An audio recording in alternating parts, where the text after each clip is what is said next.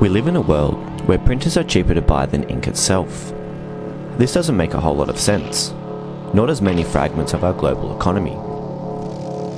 America on average annually imports 3 billion pounds of beef and exports almost the exact same amount. England even flies apples to South Africa just to be polished, and then flies them back to England to be consumed.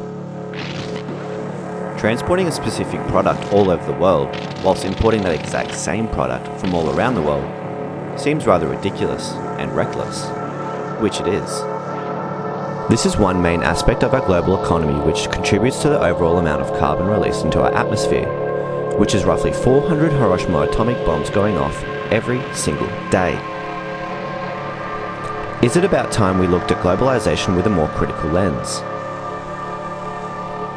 Now we know it has done the most amazing things.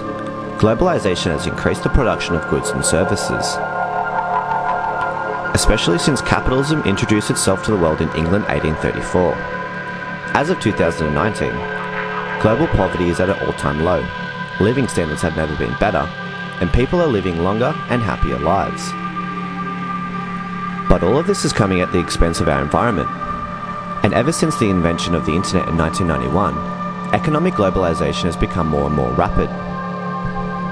Economic globalization can be defined as how countries are coming together as one big global economy, making international trade easier. Yet, all of our trade and transportation is reliant on carbon. Insert Donald Trump.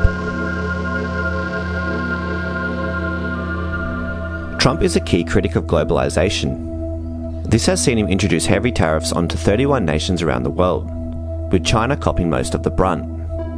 Overall, these tariffs come to a combined total of $12 billion. A tariff is a tax on a foreign product designed to protect domestic producers in an effort to lift local economies, thus making a nation more self-reliant and self-efficient. This political theory is also known as protectionism, which can be defined as a push to shield the domestic economy by taxing external imports.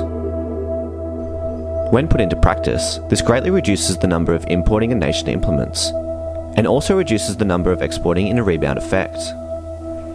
If more nations took this approach, we wouldn't need to fly so many products that we already have, all over the world, releasing dangerous amounts of carbon into our thinly layered atmosphere. Yet I don't hear the environmentalists backing this idea. The failure of humans to not judge Trump objectively is a modern-day fiasco of political discourse. Environmentalists, climate scientists, and left-wing politicians warn us daily of the dangers of climate change. They explain that we need to come together and reduce carbon emissions at gigantic levels. Protectionism has the ability to do just that.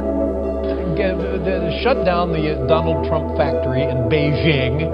I would love to. Although I don't think Trump's tariffs will be praised anytime soon.